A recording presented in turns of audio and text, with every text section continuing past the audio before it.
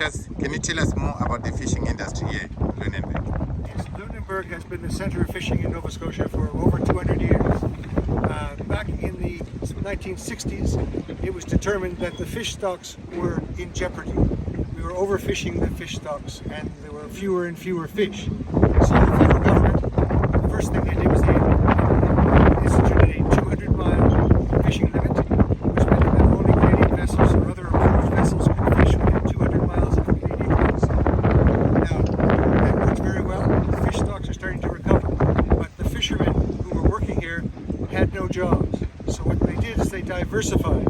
I was explaining that there's a factory here in Lunneburg which is manufactures parts for the aircraft industry out of carbon fiber. We never would have thought that would happen in a place like Lunneburg, which was just so dependent on fish. But as the fishermen had no opportunities to go to sea, they had to find other opportunities here on land to diversify.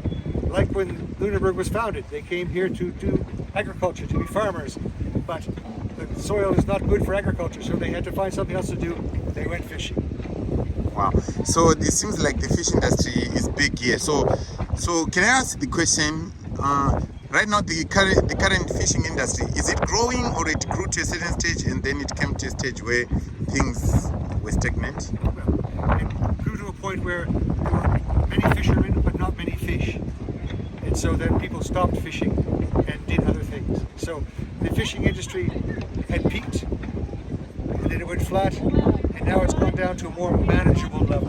So there's enough fishing licenses and fishermen to take care of the fish that are there without harming the stocks and overfishing. Okay, so what are people doing now in terms of income, like the people who are depending on the fishing industry? Were they not impacted? Yes. What are they doing right now? Yes, if you look over here, there's a fishing processing plant. That's Highliner. It used to employ hundreds and hundreds of people.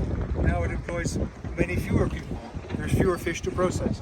But Lunneburg and much of Nova Scotia has diversified into tourism, experiential opportunities for people to come and experience things in Nova Scotia that you may not think would be normal.